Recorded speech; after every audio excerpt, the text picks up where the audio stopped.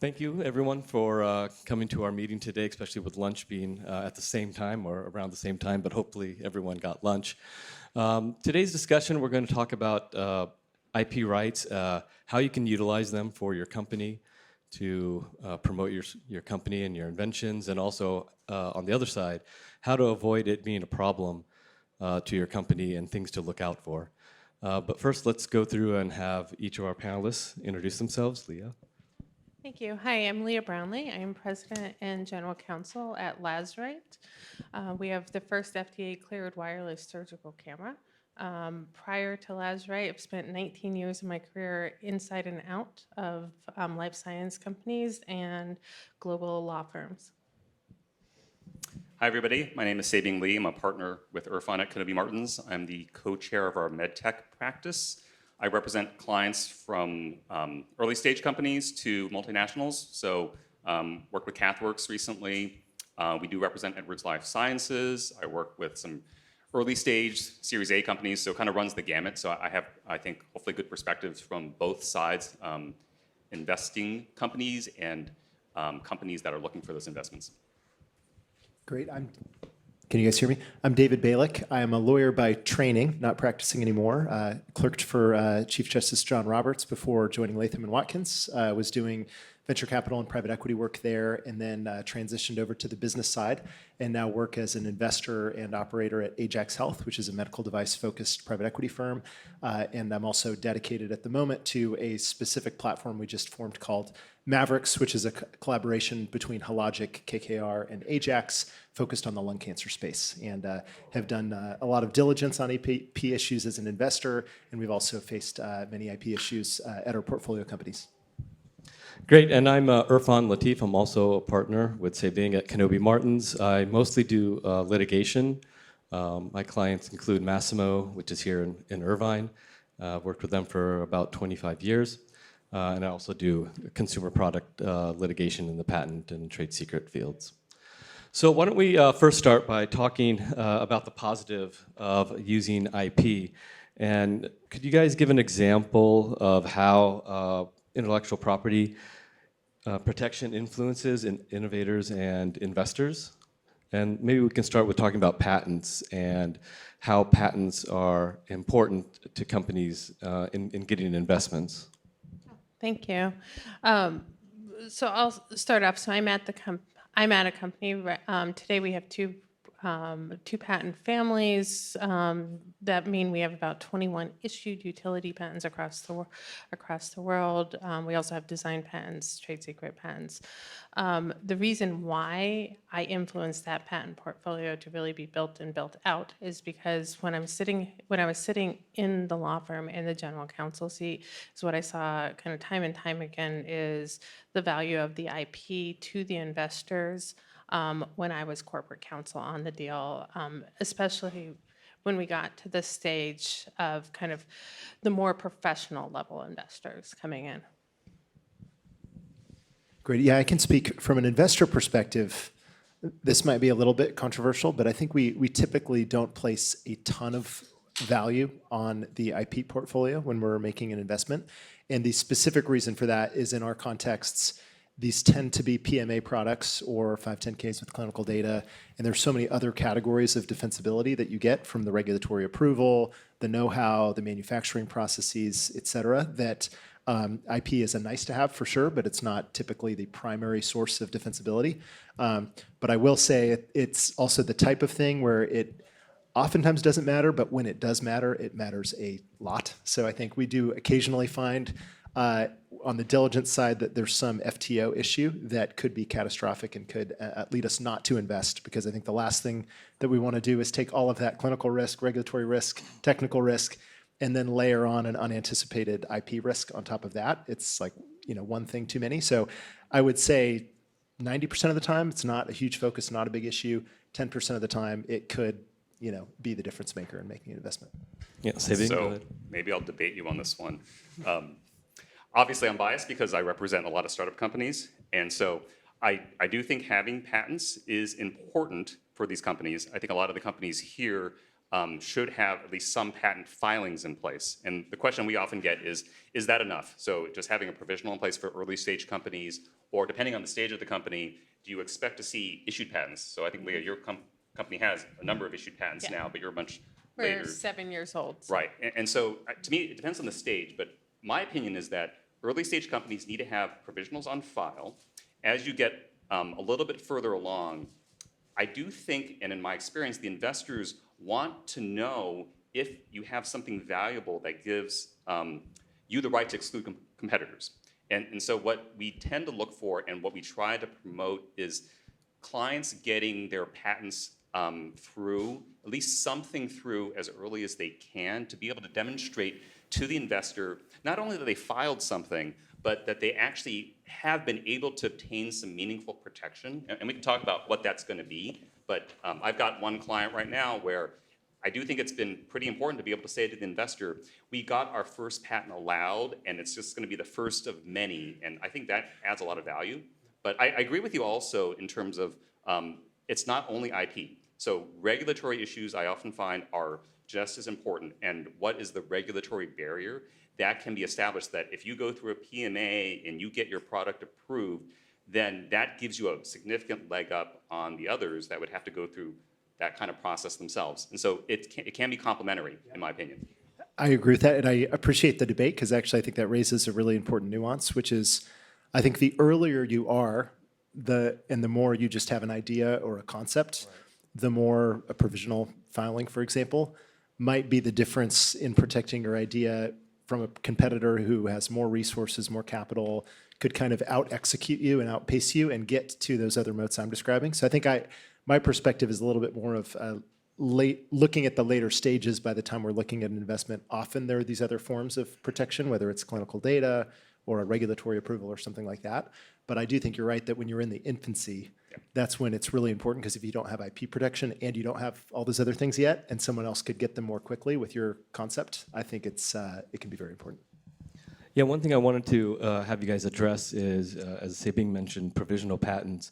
How do you evaluate the strength of the patent or patent filings that a company has in investment strategy, or in how well your portfolio or how strong your portfolio is?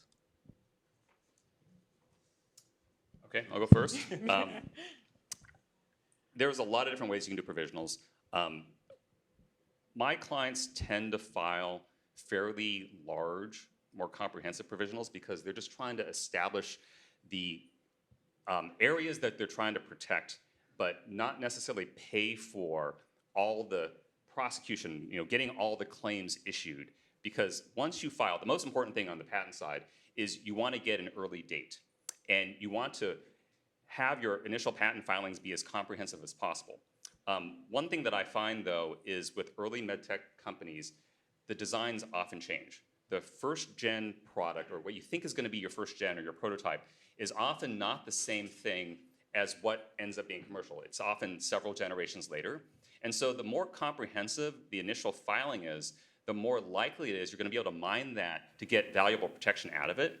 But what I tend to see and what I like to promote is for companies to file early and often, meaning that as you go through the innovation process, as you're doing your animal studies, you're doing your prototypes, you're going to make changes to the product. You have to be very conscious of when things are going to publish. So when are your patents going to publish? When are you going to conferences like this showing something that could be used against you? Because all of this creates prior art to your later filings. And so we always encourage our clients that if they're going to a big trade show, they're about to announce something, they're giving a press release, then think about, is your patent strategy current? Because I often am challenged by the fact that my clients don't tell me everything that they're doing.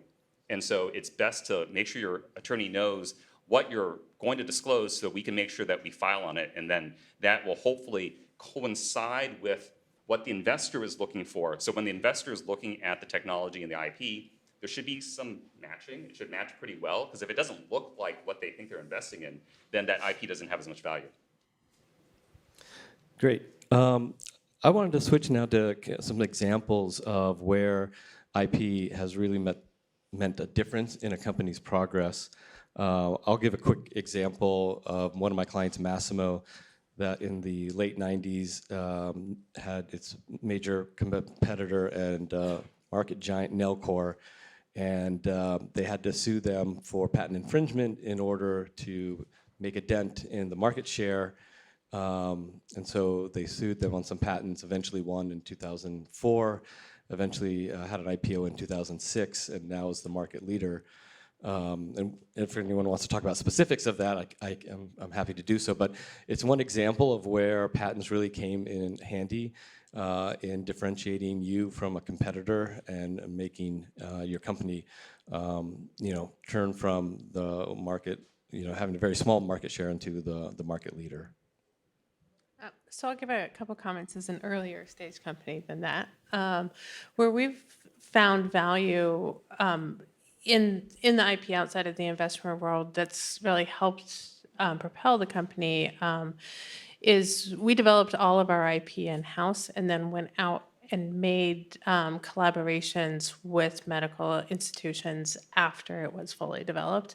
And so having a well thought out IP kind of portfolio that matched our technology, good technology, was a little bit of a critical role in getting good collaborators that would then do research studies with us and help us get that technology and that data going into the marketplace.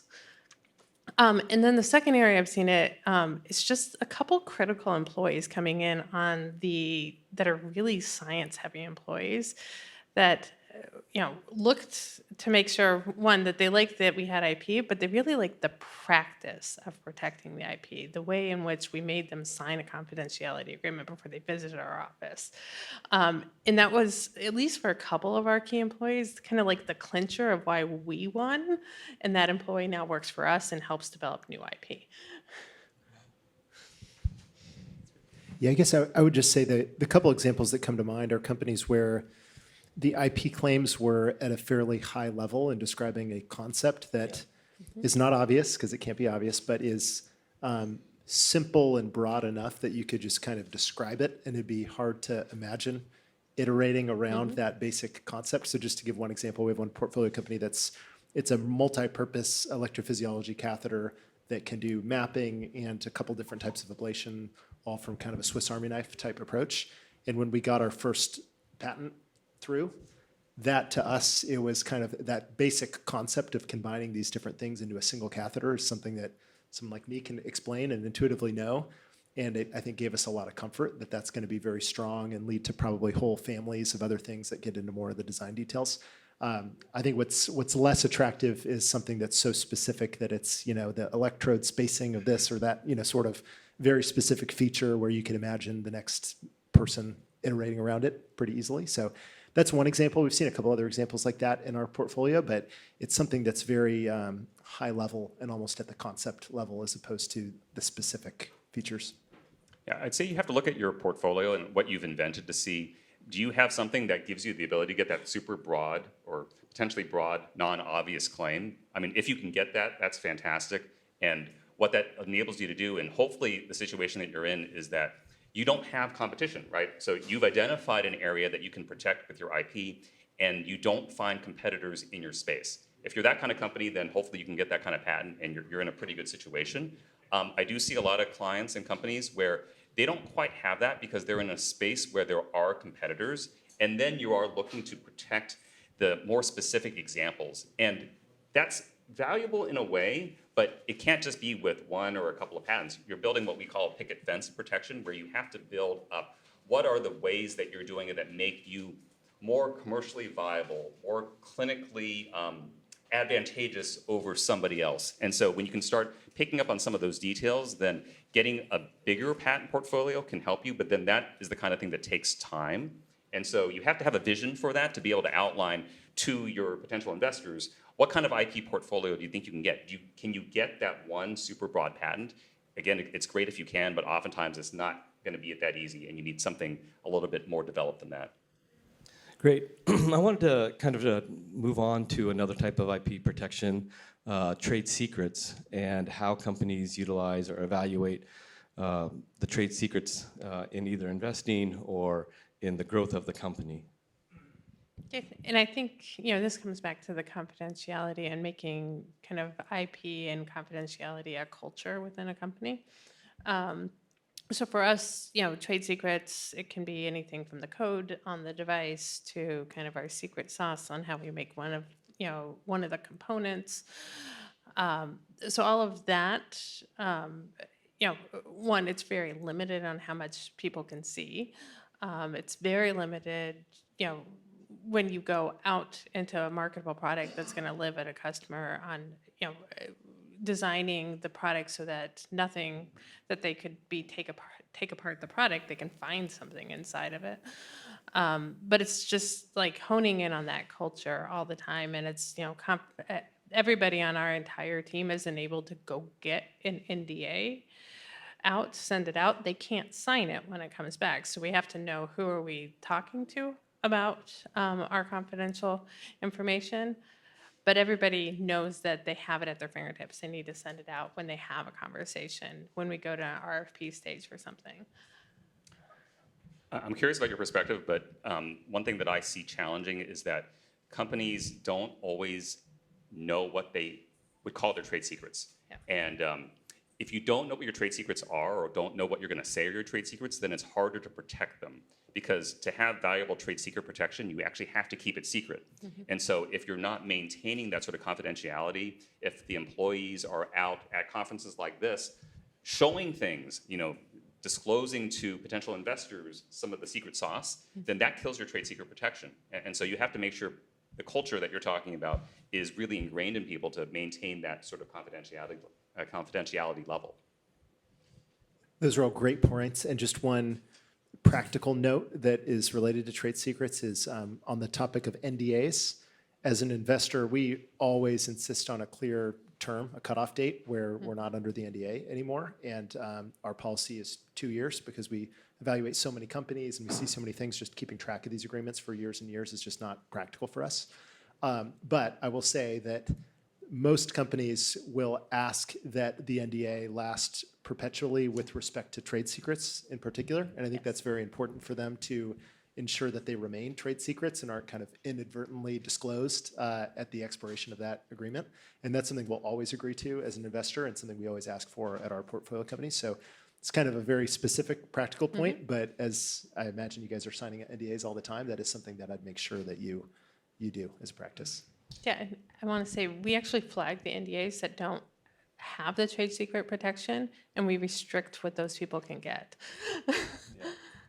Yeah, that's a great practice. One thing I wanted to mention that even in earlier presentation here in this room, someone was talking about their IP coverage. They listed patents, and then they listed a column with trade secrets. And I'm sure they described it at a very high level, but it was just kind of surprising to see in a presentation. Yeah, I'll have actually several comments on this, but I'll try not to take up too much time. On the trade secret aspect, I've seen through recent deals many companies trying to tell the potential investors that they have trade secrets, and then the CEO has had difficulty even articulating what the trade secret is. And then we, as the IP Council, started looking into it, and what we realized is that what they thought was a trade secret was actually easily reverse engineerable. And so it was harder for us to articulate to the investor that there was actually a trade secret here, even though that's what the company was saying. And so make sure you test that. That's one point. The other point I wanted to make is that when you deal with vendors, so companies, early stage companies deal with so many different vendors. You have engineering work potentially, you have consultants looking at regulatory issues, things like that. So I oftentimes find that companies are pretty good at getting NDAs signed, but not always. And then the other aspect is on the ownership. And so you might hire somebody to do some consulting work for you, and you think, okay, I get an NDA, I'm good. But what we're looking for also is who owns the IP. So if you hire a consultant to do something and they don't agree to assign to your company all the IP, then you have a problem. And I've seen this where you have a company that goes through funding, gets ultimately acquired, and then when the hundreds of millions of dollars are announced in the press, then these people come out of the woodwork and they say, hey, I actually invented something that you guys have now developed, and now I deserve a piece of that. And I've seen clients go through litigation to try to fight over this. And so if you can take care of these agreements early on, don't just assume that the NDA you get signed is good enough. Oftentimes the NDA leads to another agreement, which would be a consulting, a joint development, or something like that. Yeah, another point on trade secrets is when you have employees leaving your company and what they take with them and how you could try to prevent them from exchanging that information that might be considered a trade secret with their next employee. I don't know how you've dealt with that in your company. I think there's the practical side of, if somebody's leaving, you give them all their documents again, you pay a severance that binds them again. And then there's also the don't be a jerk. Like, treat people well, and they won't be likelier to be a jerk back to you and take what they know. I'll give an example of a recent situation I had where one of my clients had a chief operating officer. So he was called, leaving the company, and he was identified as an inventor on some of the patent applications. And so we were trying to get him to sign the assignment, which is typical. He refused because he wanted to get something out of the company. And so typically in that situation, you would at least go back to his employment agreement to see, okay, he was under obligation to assign to the company. In this situation, he had not done that. The company hired him or gave him the title of COO, but actually had never made him an employee. I've seen other situations where I have a client right now where we have a bunch of inventors who have been named on patent applications, and they have employment agreements, but when you dig into the employment agreements, there's actually no IP assignment clause, which is surprising these days that you would miss something like that. In diligences, I see these ownership issues come up again and again and again. So as an investor, you look at these companies, you kind of assume or you hope that they have their ownership checked out, and you ask the attorney, just double check this, check the box and make sure it's good. And we find very frequently that it takes a lot more than that, because when you start digging into things, things are not as buttoned up as they should be. So if you can, for any of the companies in the audience, just make sure you look at that. Make sure all the ownership issues are buttoned up early so that you don't have to deal with these problems later on. I completely agree. And the only thing I would add is a little bit of a war story is the one time we had to deal with trade secrets, we were doing due diligence on a target that was involved in pretty advanced trade secret litigation, and they were the defendant. There were some cross claims, but it was basically that fact pattern of a key employee leaving, being hired by them, allegations of trade secret. And what made it incredibly difficult and actually impossible to ultimately diligence is that all the trade secrets in the litigation were kept under seal to protect the party that was asserting the trade secrets. And so it was all these sealed court filings. Our attorneys didn't really know what to do with it. And we thought it was low probability, but it was the possibility at least of a permanent injunction if they had prevailed. So it was this kind of low probability, potentially catastrophic risk.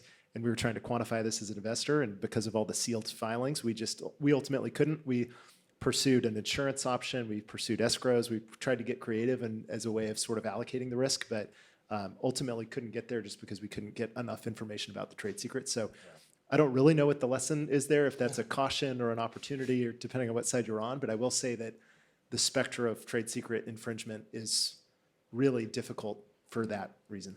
Yeah, and in trade secret lawsuit, you're required at some point in most courts to list your trade secrets with particularity, and that will be a sealed filing that only the court and the parties' attorneys can see. So you're very limited in what you can pull out from public filings about the trade secret. David, I wanted to circle back on something you'd mentioned earlier, FTOs, and get your thoughts on the extent to which you need to do an FTO, how broadly you need to do it, and what kinds of things do you look for when a company says, oh yeah, we have this clearance?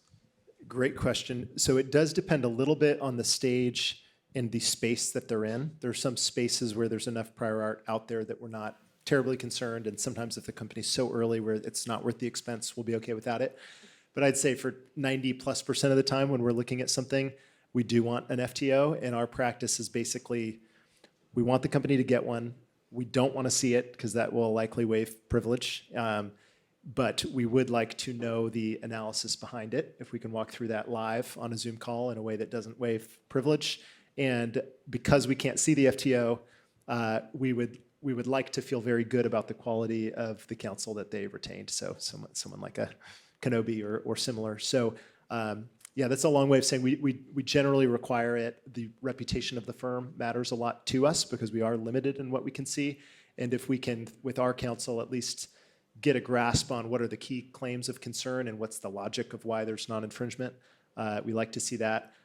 We typically hope there's non-infringement plus invalidity arguments and other things, but if we need to rely on invalidity or some other grounds, we could be open to that. So yeah, that's how I think about it as an investor. I don't know if you guys would add anything.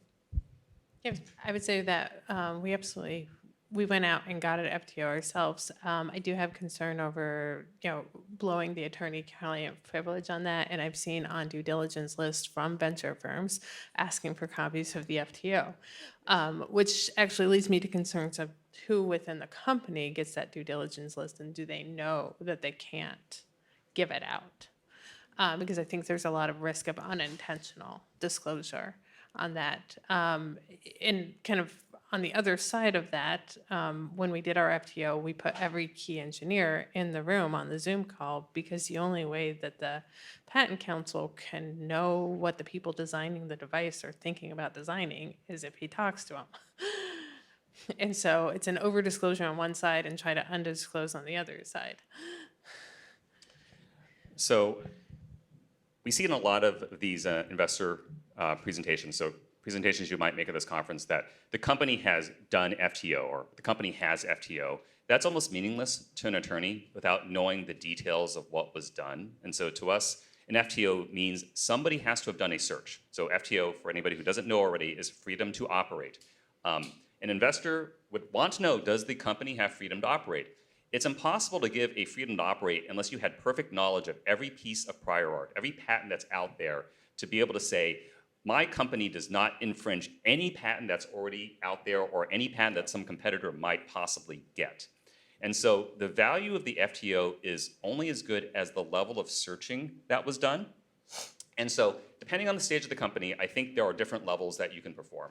I could be pretty comfortable myself with a client who is knowledgeable about patents, can do some sophisticated Google patents searching. You can do some of this yourself and look at the landscape and look at the claims. So obviously you have to read the patent claims to determine, do any of these claims read on what you're doing? The better approach typically is to hire a searcher. You don't have to hire your law firm to do this. Law firms like ours outsource it to somebody else. So you can have your law firm do it, or you can contact the searcher yourself and get the results. The key is actually looking at them. I have one deal right now where we did an FTO search a few years ago. The results were sent to the client. The client didn't really pay close attention to it. They felt like they had done enough because they had done the search. But don't do the search unless you're willing to put in the money to go through the results. You kind of have to know what you're getting into. And then if you're talking to your counsel, find out what kind of search that they recommend for you, because you're going to open yourself up to a lot of additional cost. And so they can tailor things for you depending on what level of results you want. But it often depends on what stage you're at. If you're already talking to investors, what we think the investors would want. But to me, there's so many different levels here that this is a pretty sophisticated conversation that you have to understand what's necessary. Yeah, and on top of that, I just wanted to ask, maybe, do you have a feel, any of you, for what is the approximate number of patents you want someone to find, or cost that you want to put in for the search to kind of validate that you think it's going to be thorough enough? I don't know if you have thoughts on that. Yeah, I mean, I could say how much we probably paid was just 10 to 15 grand when we did our search. And we did pre-search it before and populate kind of all the information to our patent attorneys. They found some stuff that we weren't able to find, which made us feel good about their search capabilities. Yeah, I would say there's no magic number. It's quality, not quantity. So I think you have to make sure you get the search scope and terms and everything right, so that you're capturing everything that would be important, whatever the result ends up being. I will say sometimes we need to limit it somewhat arbitrarily just for budget reasons. So for example, we might say we know there are 6 companies in this space that are the incumbents that are likely to be litigious, and maybe we can't catch everything out there, but if there's some physician or some academic center or something that has some IP, we could probably license it or acquire it or something like that. But if it's one of the key competitors, that's an issue. So sometimes we'll limit it by the author or by the owner of the IP. We typically start with the US, even if we have a global opportunity, just because it's not worth the expense of doing a global search out of the gate, that sort of thing. Yeah, I think what you said about competitors is a really good point, because oftentimes it's quite easy to find the patents that your competitors have. And so you can get a search done pretty cheaply just to find out all the patents that they filed. And then hopefully, what's important for your company is make sure you have people internal to the company that are well trained on how to read patents, because the better you can do that yourself, the more money you'll save. My goal in FTO searching is to, when I get to the point of we're talking to someone like David, I want him to see the work product that we've done, non-privileged, but just here are the search parameters that we use, here are the results that we came back with. You don't need to do any more work. You can look at the work that we did and have confidence that we found everything that's relevant. Because the problem that we run into is if an investor does their own search, they're probably going to find something else that we didn't find. And it's always a good reminder to everybody that searching is never perfect. So you hire 2 different searchers, they're going to find different results. And you don't have unlimited funds to hire every searcher to look for these things. So you have to go with somebody that you like, understanding that they might miss something, and you want to at least convince the investor that what you did is sufficient and they don't have to do any more work. Yeah, one question to follow up on the FTO that we had spoken about previously was, what if you're in a situation where you think you might have an infringement risk, you may not have a great invalidity case, and now you have to wonder about, if this product gets, or you get sued for this product, will you be facing an injunction, and what kind of damages could there be, and how do you evaluate that risk? I don't know if anyone has some thoughts on that. I can maybe start. I think one interesting difference that I've observed from being on the legal side at a firm and being on the investor side is that I think lawyers tend to think very logically and deterministically. There's like a series of propositions and then a conclusion, and it's black or white. And I think investors think more in terms of probabilistic thinking. There's a percentage chance that this outcome could happen, and this would be the cost. And so I guess my answer to that is the analysis would be what's the level of risk. It's probably not obvious 100% you're infringing, or else you probably wouldn't have gotten to that position. But you see that there's some risk that's maybe worse than you thought. What is the range of outcomes, ranging from a permanent injunction to a settlement to a license to an expensive trial to resolving it at motion to dismiss phase? And I think being disciplined enough to try to think in terms of quantitative terms and probabilistically about the percentage risk, I think that's the framework that an investor is going to approach it with. And it might be that that's still a doable deal, but with a different valuation or different terms or different protections that you can solve versus structure versus just a binary risk. In extreme cases, maybe it is a clear outcome, and that was just a goof, and maybe there's a malpractice claim against an attorney or something like that. But I think that'd be the rare case. Usually it's a range of outcomes, and you can sort of find some solution. Yeah, I think for a lot of the companies that might be here, if you're pre-commercial, then a lot of these things are future risks, and so there's not an immediate threat to your company. And so typically, the lawyers can help you identify hopefully a non-infringement and then an invalidity if you can't find a non-infringement. But think about the other possibilities. So if it's something that really could be a problem for you, have a backup plan. So start thinking about design arounds. So is there something that you can do to avoid this patent? To me, it's not the worst thing in the world to have to take a license. It may not be something that your company is willing to do, but look for opportunities. And so if there's something out there, maybe that is not being commercialized, so maybe you find a patent that's owned by a doctor that nobody's doing anything with, you might be able to buy that pretty cheaply and then leverage that to build your portfolio. I think that can be valuable. Regarding injunctions, so medical companies often will worry about, and investors will worry about, does a competitor have a patent that's going to shut you down? And so this is going to apply more to commercial stage companies. I mean, injunctions are possible, certainly, but think about, do you have an argument against an injunction because you're serving the public good? And so oftentimes for medtech companies, a good defense to an injunction is that you have life-saving technology. Now, that may or may not always be the case, but if you can build up the story that you have clinical evidence that your device is superior to the competition because you're going to save more lives. I mean, Irfan can comment on this, I'm sure, but that's the kind of thing that could be valuable. And if you can sell the investor on why you're not going to be enjoined, and the worst case scenario for you is that you're going to have to pay some royalty, then build that into your financials so that you can project that the worst case for us is that we might have to pay an X% royalty. So we've built this into the valuation and all that, and therefore you would know that this is what you're getting yourself into. Yeah, just kind of statistically, medical device companies in patent litigation can get a permanent injunction about 70% of the time. And I would say for all other companies, it's probably closer to about 30%. One of the factors that the courts evaluate is the public good.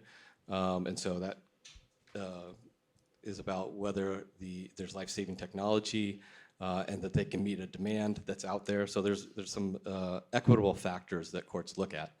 But an injunction is a very powerful tool. I wanted to talk a little bit about employee mobility, and maybe Leah, you could talk about employee mobility in your state, because that'll change from state to state, and how that affects outgoing employees. Yeah, and I'll say I'm lucky to be based in Ohio. As far as restrictive covenants and managing of kind of the employees and what they expect when they leave. It's odd to say that sitting in California. But I'll say is when employees leave, and all of our scientists and engineers are based in Ohio with us, and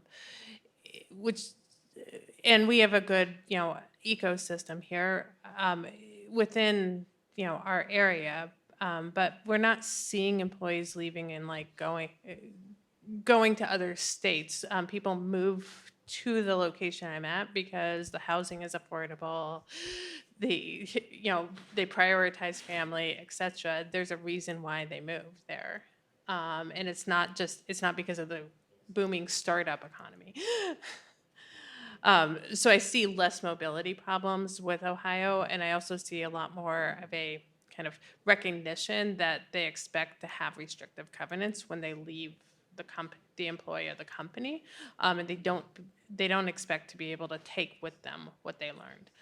Yeah, and how is that for like 1 or 2 years, or how long We does that last? have a 1-year restrictive covenant that we have built in. I think you can uphold it under Ohio law up to 2 years without post-employment pay. Yeah, in California, there's nothing like that. The state and the courts want everyone to be able to move to whatever company they want to work out, except for that they can't obviously take trade secrets with them. Yeah. But that obviously can be problematic if they don't know what the trade secrets are and they move on to another company and start doing the same thing. I don't know if you have... I just wanted to add, I do see this as a trend more recently that employee mobility issues have come up with hiring. Companies are more frequently sending letters to their competitors warning them about some hire that they've heard they're going to make or have actually made. And so the onboarding procedures for a company, if you're hiring somebody from a competitor, you got to be very careful. And I think you have to be very clear and have them sign off in writing that they are not taking anything confidential from their prior employer. They're not going to use any of that. Identify, and hopefully they keep a copy of whatever contract they signed. Because if they signed a restrictive covenant, depending on the state, maybe that's enforceable. And so companies hiring have to be very aware, because I do see this come up in diligence quite a bit now, where you do see employees leave one competitor for another competitor and start working on something very similar. And that creates legal issues, and we're seeing, Irfan knows very well, lawsuits are being filed over these things, and they don't tend to look good for the company that's hiring away from somebody else. Like if there's any email that shows that they were solicited, I mean, it just looks horrible to a jury. So those types of things can really come back to bite you. Yeah, on that note, there was a case we had where a former employee went to another company, was solicited, and then all these emails came back that happened before they actually got hired and caused a lot of problems. Obviously, when you hire someone, you can't ask them what their trade secrets are that they know, or to list them out, but you just have to be very careful in trying to cordon off, in their memory at least, what they've learned from another company. People are allowed to take general know-how with them from company to company, but not trade secrets. But I think we've got to our end of our time, so thank you very much for the panelists for your comments, and thank you for listening to us.